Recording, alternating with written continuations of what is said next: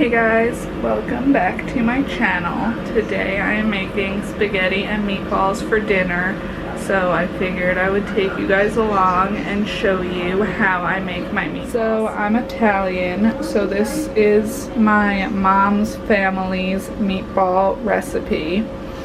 I mean, I think it's pretty standard.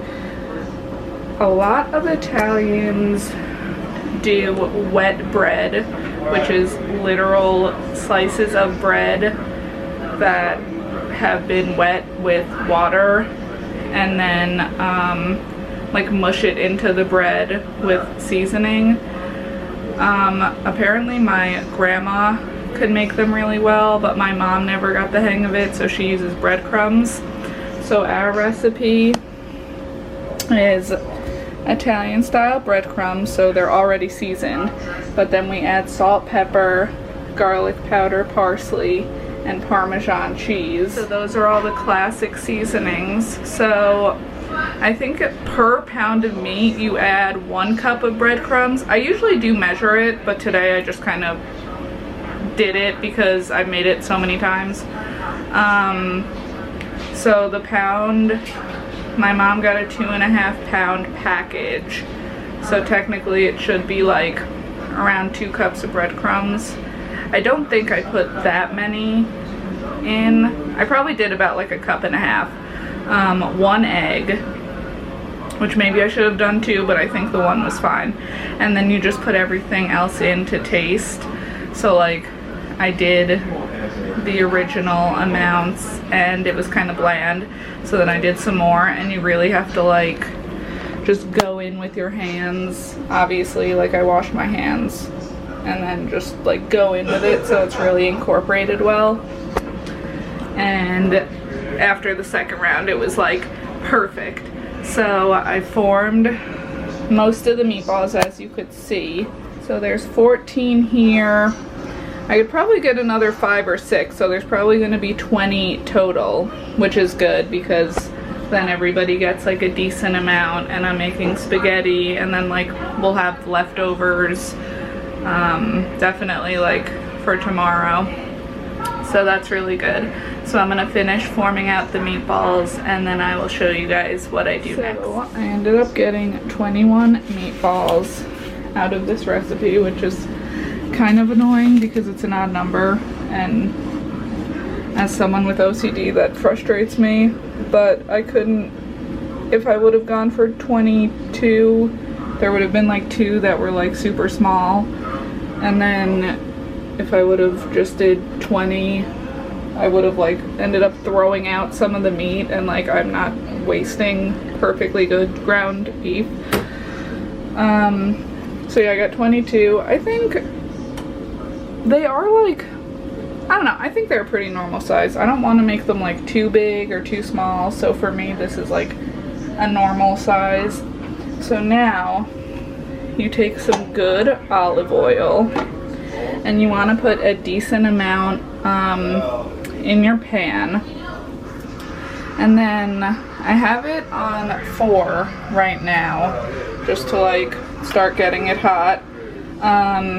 Then over here we have this big pot, since there are 21 of them, with sauce. This is just meat flavored spaghetti sauce. This is 45 ounces and this is 24 ounces. If it were like Christmas, my mom has like a sauce recipe that she makes like from scratch, but that involves like a blender, and I just don't have time for that today, so we're just using whatever sauce we have. And honestly, like, it smelled pretty good, so I'm into it. And then of course the meatballs will go in there and cook, so that'll add like flavor too, so it's gonna be really good. So we're gonna cook the meatballs in here until they're browned all around, and then we'll put them in here on low.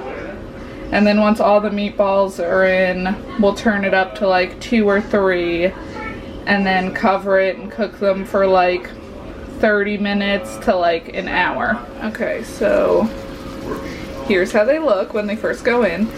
So you don't want to overcrowd the pan, so I usually do between like 7 and 8 and usually it's just like 2 batches, but since I have 21 meatballs and I'm putting 7 in at a time, it's going to be 3 separate batches.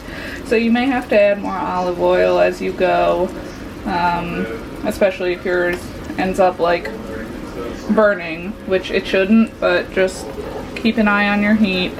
You can see they're kind of sizzling, which is good.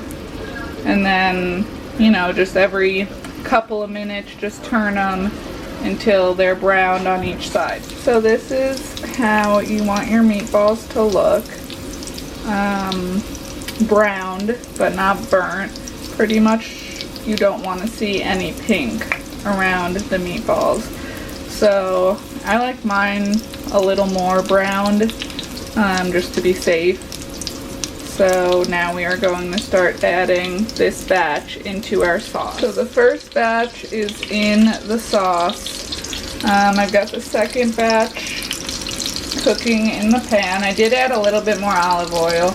Now, this is what I use, just a wooden spoon to like turn the meatballs and make sure they get all browned. But then like getting them out of here and into the sauce is kind of tricky sometimes. Like sometimes they don't want to just stay on here. So I did use just my pointer finger. I'm a lefty, so holding the spoon with my left hand, and then I just used my pointer finger on my right hand just to,